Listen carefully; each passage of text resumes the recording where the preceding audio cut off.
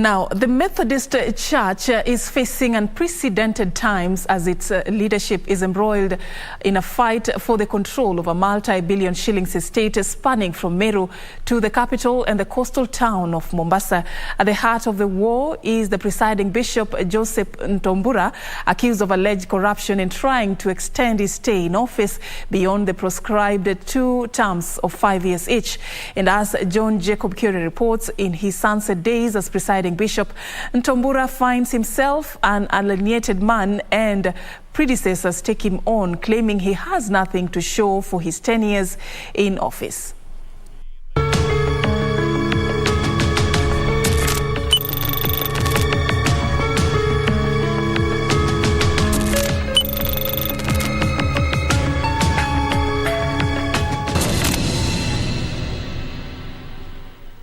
As the country gears up for the general election, another succession battle is shaping up.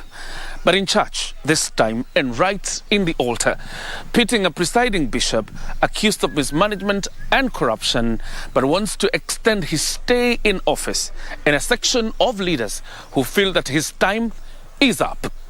Reverend Joseph Ntombura assumes office in 2013 as presiding bishop of the Methodist Church in Kenya, a church whose history dates to the 1862, when its founder Thomas Wakefield landed in Mombasa. His election as presiding bishop elevated him at the helm of affairs, managing hundreds of billions of shillings worth of assets, including the iconic Kenya Methodist University and its campuses, acres of land across the country, health facilities as well as hospitality establishments in Mombasa and Nairobi. But just what is the genesis of this? There was on the tender account of, I think, 2014 or 2013. That time at around, I think, Kenya shillings 5 million could not be reconciled at all. He was not able to answer that in court. There has been a very, very systematic way of harassing and intimidating the ministers so that they don't raise any issues of accountability. So, in fact, as we are right now, a majority of members are terribly intimidated, and many of them are not able to speak because, again, they are looking at what will happen to their families and all that. Immediate former presiding bishop Dr. Stephen Kanyaru, who had played a part in endorsing Bishop Ntombura as his successor, fell out with him almost immediately on claims of running down the church and betrayal. I think it is a very, very unfortunate case because they really pushed the guy to be there. But one is a very, very unthankful person. 2 is someone who cannot appreciate anything that has been done for him. He thinks he's one who knows everything. And he almost controls all the Methodist businesses. And everything is like personal. He has made the church actually a personal property, which is very wrong. Nobody wanted him, but they're trying to push him. I persuaded my friends to support him so that he couldn't be the presiding bishop. But unfortunately, when he took over the church, he really mismanaged the whole thing. Actually, everything has collapsed. There's nothing we can be proud of to the Methodist Church. The faction opposed to his leadership has leveled many accusations against him. Methodist Church in Kenya, traditionally, no pastor would be employed without at least a diploma, then a bachelor's, that's even how we did KEMU, because we have many PhDs within the church, whether they are theologians or whatever. So we're not saying people are not intellectuals. What we are saying is the only measure of intellectualism in our world today, please go to school, produce a certificate. For the last 10 years, right? Institutions have fallen. When he took over, KEM was vibrating with activities, with the development issues, with the registration of students.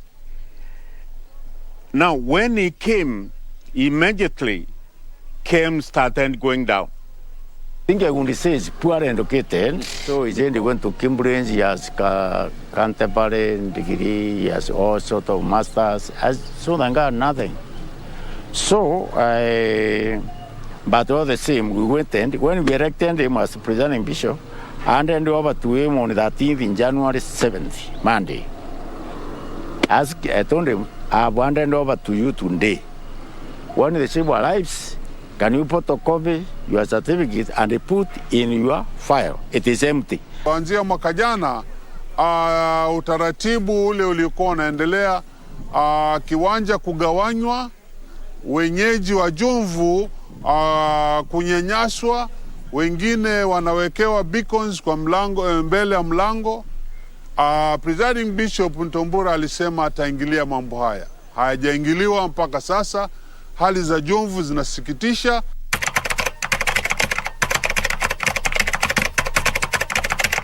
And scattered they have, following unresolved differences with the management of a presiding bishop.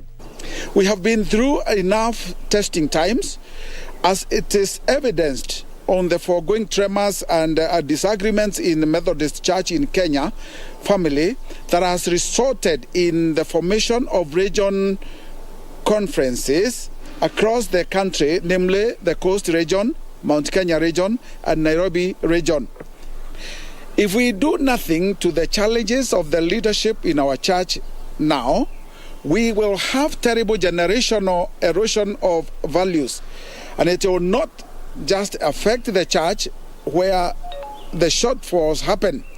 They will also affect the society and every single member of our families, because they will have serious consequences on our relationships and nobody can escape it. 2019 ndio tukapisha president wetu wa kwanza. Na si kwa sababu tulikuwa tunapigana na uongozi. Sisi tulikuwa tunataka lengo letu ni misheni na maendeleo. Sehemu ambazo zilikuwa zimeachwa ukiwa zikaweze kufufuliwa, na maendeleo na mashamba yetu tuone ya kwamba tunaendesha wenyewe sawa sawa. The reason why the Mount Kenya landed on me is because even before the whole idea was exposed, I was still of the idea that let's devolve this church for the sake of development and expansion.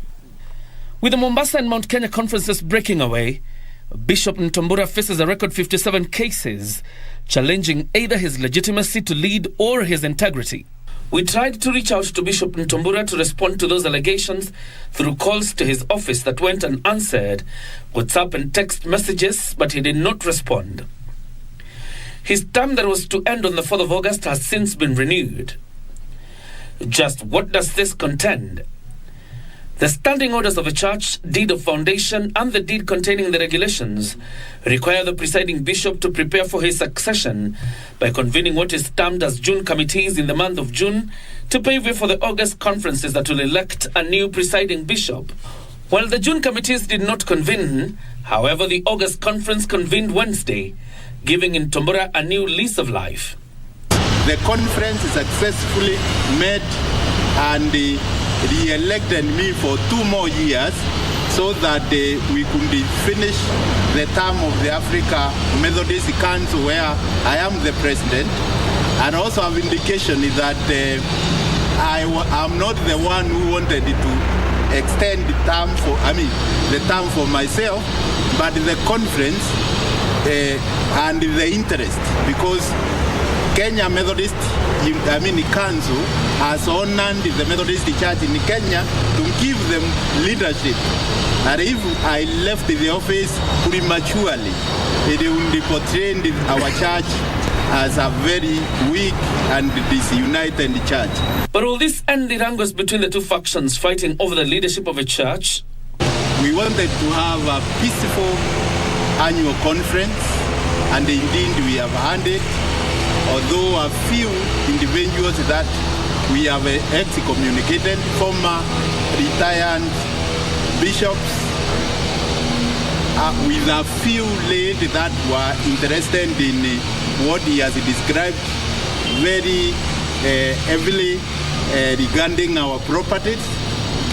They were threatening that there won't be peace here And because we knew they were very few, we had to go to court because we know these were the people that were spreading only terror and lawlessness. And they wanted to take the leadership of the church by force. There are bishops of the Methodist Church in Kenya that are in synods that are silently saying no to this. But they dare not air their views about it. I don't want to call them cowards. I want to call upon them to take a forward step and they say no in the effort to save the church that remains from Tombura's destruction. Sisi tungesema ya kwamba aheshimu kanisa kama alivyomheshimu na muda wake umeisha, na kwa heshima yote waacha mwingine aingie na utaratibu. This current presiding bishop has been changed by some members, but the change has been frustrated. It never saw the light of the day. He has been changed twice, but it has not seen the light of the day. When the changes, the internal mechanism of the church collapsed because they are not working, they have been frustrated. Members were forced to go to court. What has Tombura done? He has built the Kemp Methodist University, he built the guest house for us, that is Rahue. And what Tombura has done? To give it 2 more years to do what? Bishop Ntombura was in court Tuesday, claiming his life is in danger and wanted police protection ahead of Wednesday's conference. John Jacob Curia, Prime Edition.